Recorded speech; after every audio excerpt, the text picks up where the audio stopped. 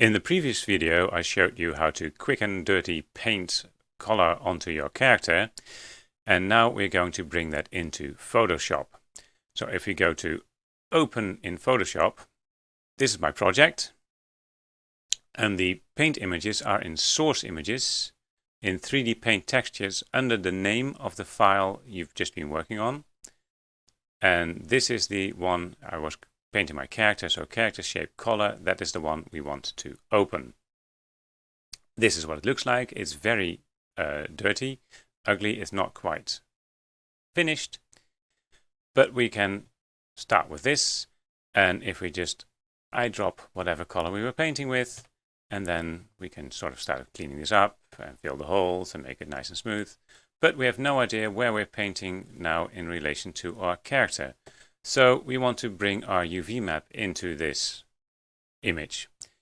The UV map, if we open another image, the UV snapshot will be saved into the images folder of your project.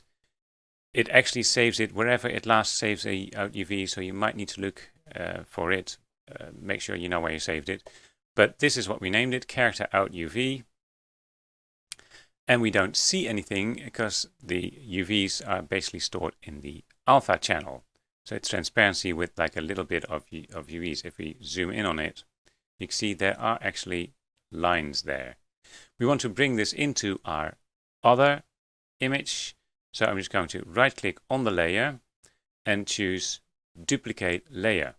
That allows us to duplicate it into the other image, the character shape color. Okay, we can now close the out UVs, and you see the UVs are now overlaid on the image we painted.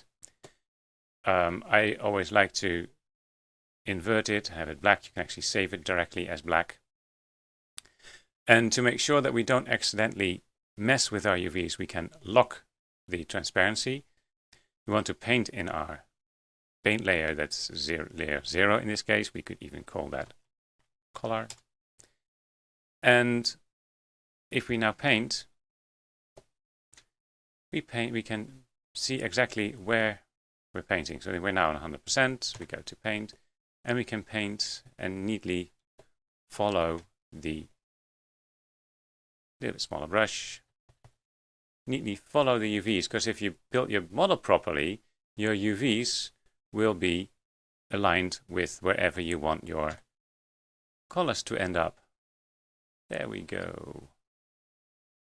So you see how you can fine-tune where stuff lives and where your colors go.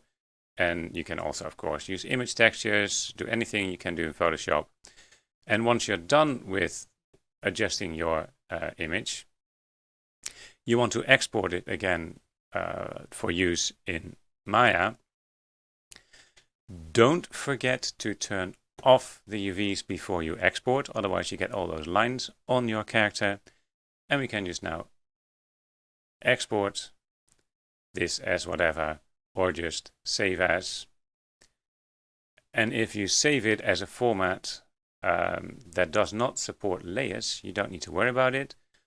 For use in Maya, we can simply save it as an IFF. Because IFF does not support layers, it will automatically save it as a copy, which is exactly what we want. We can call it character color, and we now want to go straight to our source images and save it as character color.iff.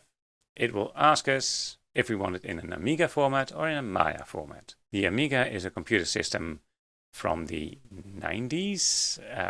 Great computers, very interesting, but not what we want now. We want it as Maya.